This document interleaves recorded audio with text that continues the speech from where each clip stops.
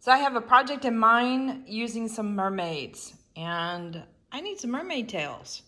So we're going to do the first part today and do some dry painting of these tails. And it's kind of like a little family mermaid. We got big mama mermaid and a little baby and two more daughters. So we're going to have fun with this.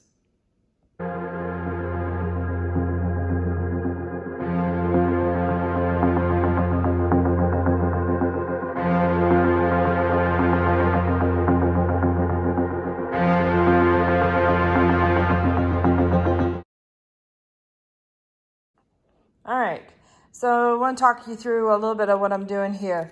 I've used pigment powders on molds before, where you literally paint the powder on and then get your colors layered up and then fill it up with resin. And then when you pull the resin out of the mold, you've got the colors attached to the resin. So it makes for easier calculated coloring. Now you're still dealing with powder, so it's a little bit tricky, and powders have a tendency to kind of go in and go, you know, that kind of bit. Technical term there. Anyway, but you do get a much more desired effect, whereas pouring colors or pre-mixed colored resin and trying to get certain areas, like if I were to get these areas of being a certain color and these areas to be a certain color, it would be almost next to impossible. It probably could be done, you know, with maybe a syringe coloring in the little dots. I don't know, but it would be a nightmare. So this is one way to be able to be a little bit more painterly about applying the colors and still be encapsulated within the resin. So we've got some molds here that I really like with doing dry painting because they have a lot of detail in them. And this one even has some little scroll working in there and on around the waist area there. And then this one has some fancy fins going in here, as well as obviously the little beadwork you see here. So we're going to have some fun with that and play with the texture and have the texture be one of those things that works for us and not against us.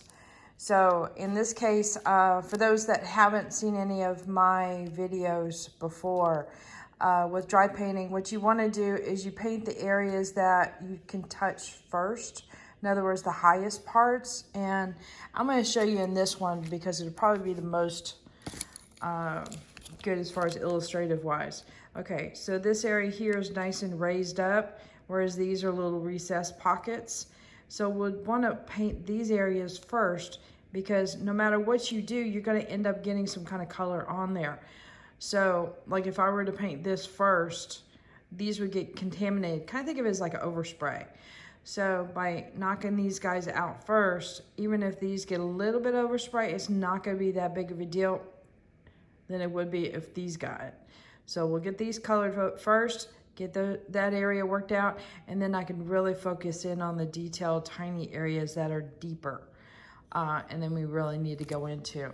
And for example, like if I were to work in this little scroll area in here and these really fine details, it would be really hard to do that and get messy and not hurt these little scales out here. So I'll get the scales all colored up and pretty, get that worked out, and then get in that area there. So that's kind of the rough plan. And to be honest with you, I just kind of brought out a whole slew of colors.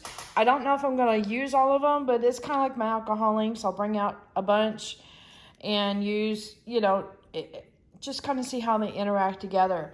So I've got, I should put that guy to the side. So I've got a couple different purples here, some different tones, like a really super dark one, and a couple medium tones in here. A couple of pink powders. I don't have a whole lot of pink powders, to be honest with you. And then some kind of tealish kind of colors in here. I got a nice blue there. And then I've got a bunch of interference colors that I definitely want to play with each of these. So that'll be a lot of fun there. And then some metallics. So it'll give me some real rich golds. This is a rose gold, and then this is a silver here. So that'll work well, like within those scrolls or the fancy fins and stuff like that. So I'll put a picture at the end of the colors I actually do use, But like I said, I just laid out a whole slew of colors and let's get to playing. So I'll talk you through the first one, and then the remainder of them, I'll probably end up doing a time lapse of it. Otherwise, this video could be like 2 hours long. Nobody wants to sit there with me going flick, flick, flick, flick, flick for 2 hours. But definitely the first one will be helpful. So now I'm going to figure out which one would be a good one for the first one. I don't know. I was thinking of Mama first. But actually, I'm kind of leaning towards maybe one of the daughters. Yep, I think we're going to do that. Oh, and the other thing I forgot totally about is the brushes I use have a, let's see if I can zoom in here real quick. Okay. Have a silicone tip to it. See, this tip is really flexible there. And they usually come in, you can get them in variety packs where they come in different shapes and stuff. And these seem to be this particular shape, meaning the cone and that little bit of a wedge shape. This is hard to manage, super zoomed in. Those two shapes seem to be my go-to. So I got 2 big ones and then a tiny one if I need to get in some small areas there. So, and I'm not too worried about the colors that are already kind of showing on there. I wipe these things off really good and it doesn't seem to affect the next batch of painting when I still have a little bit of pigment powders on there. But those are designated strictly for painting within the molds. Okay, let me get set up. Okay, so I think I'm going to do this guy here. Yep, I think that's the plan. Okay, so I want to do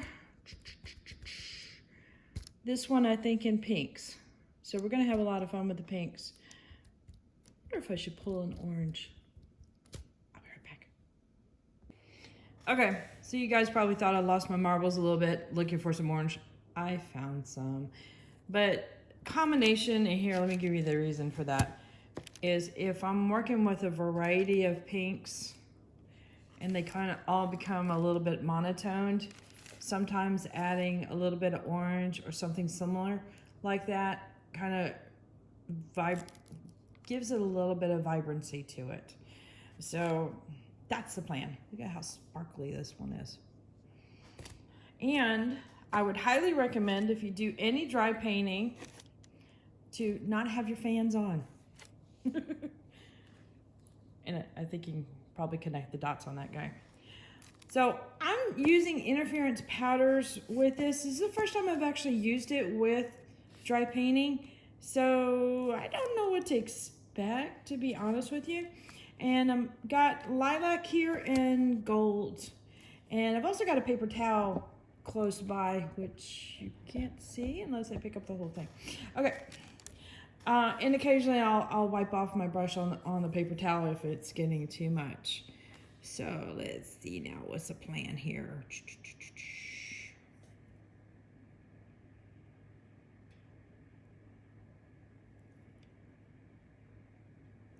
This has got some little detail bits right in here.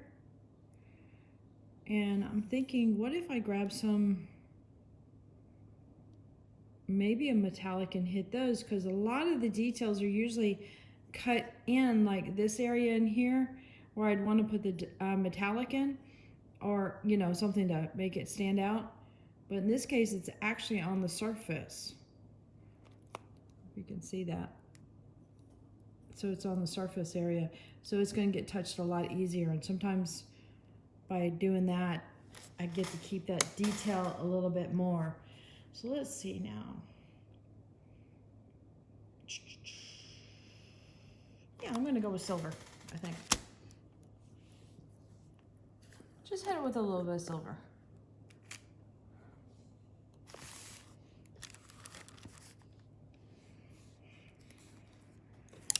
I'm gonna get my little brush.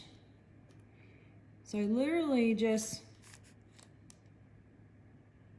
I'll show just this a couple of times.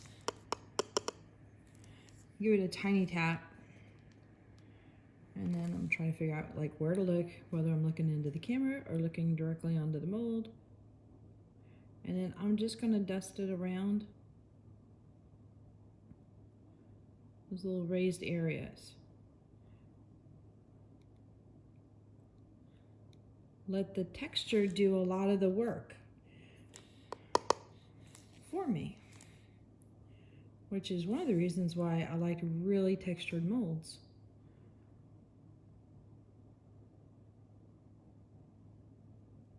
Oops. Just trying to stretch it out a little bit.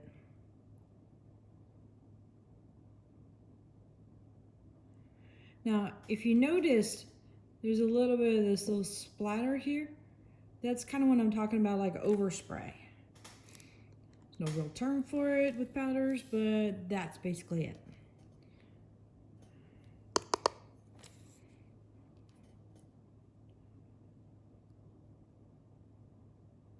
There's not a lot of this powder that gets in the air, so don't worry about that part.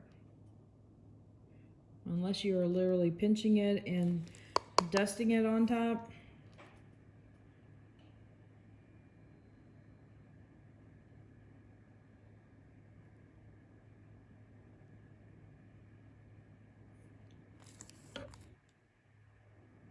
All right, let's see. And I'm not worried about getting the very edges. Like there's an edge to this mold here, because eventually I'm going to go through and add some color on those edges anyway, just to keep it nice and solid so it's not see-through. All right, is that a shape or not? Well, let's just make it one. There's a very fine line here. Okay, wait a minute, I just want to grab that a little bit stronger.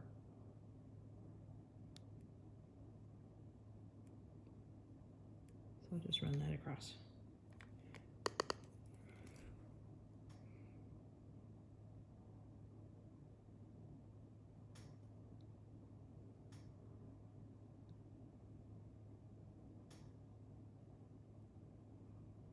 Okay, you see how there's a big chunk that fell off?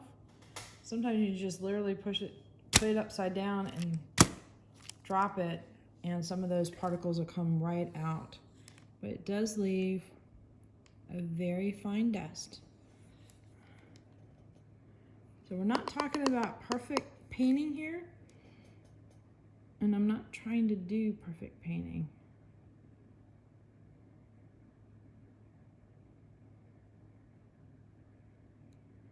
It's kind of like embracing a technique. When you can embrace it, then you can see how far you can push it. Kind of like dry painting like figurines and stuff like that, and you start using the texture to your advantage, then go for it. You know, you can see how far you can push that.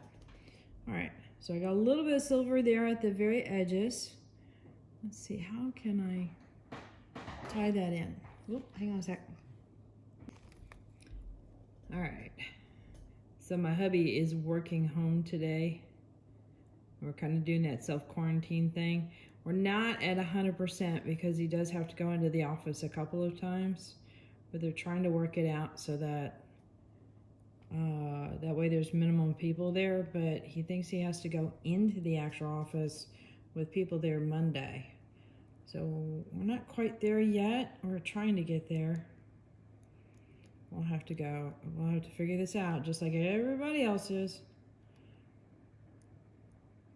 All right, so what I'm doing here is just giving this tail a little bit of silver, and I'm not adding any more silver to my brush, but I think I'm gonna feather it out a little bit just to kind of give silver somewhere else besides the tip. So we're gonna just introduce it around in here and pick it up with some of this texture. Remember the raised stuff. Oh, you can really see it there. We'll get hints of silver. I'm just gonna start going, yeah, that's what I'm gonna do. I'm gonna start going towards the spine area. Just little hints of it.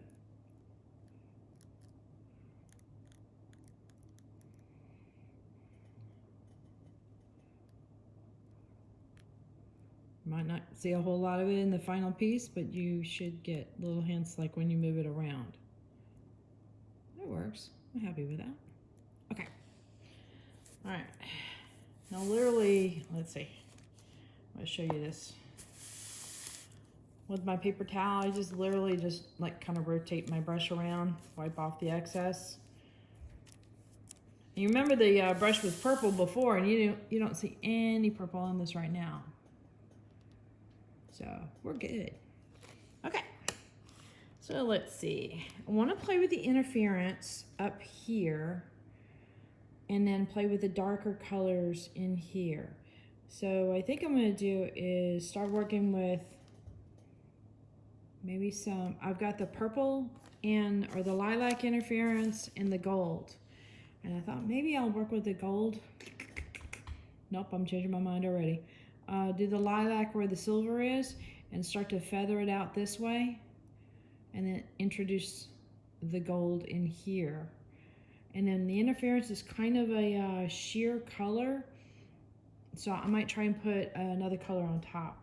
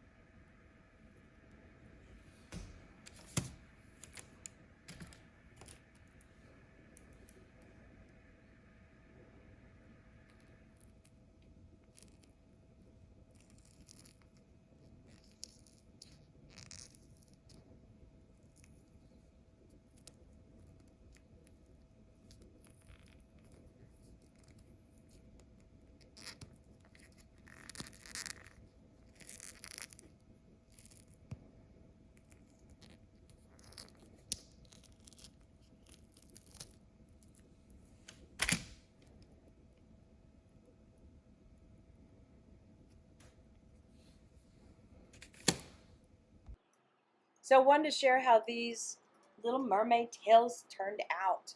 I am super excited. They all have a very similar coloring, which is really cool. There's a lot of luminosity to them, you know, with playing with the interference colors. And even the little touches of silver go in between each and every one of them. So it all connects up well together, and I couldn't be happier. So you can see a little bit of that interference color right there shimmering through, a little bit of just touches of blues when you turn it around, kind of like what happens to a fish. So, and touches of silver in the fin there on the center and on the tip. So, and the consistency with having silver throughout helps naturally tie the pieces together. So I'm really, really excited about that. The blue one came out really well, and this one had a lot more ornate bits on it. So we kind of gave this one that, like, this is our drama girl. She likes to be special. So this one has a lot more silver in it and a little bit more gold in it too. So that's what that one turned out. This is our little baby mermaid tail. So just dainty colors, but you see the possibilities coming through. A little touch of silver there. And then the mama one looks a little bit more refined, a little bit more elegant uh, with the purples and the silver and stuff. So each one ties together, I think, as a nice little family unit. So I'm real happy about that. And the little bits in the middle, even though they look really dark, I kind of like them next to the silver. So yeah, makes it all. It kind of makes the purple pop.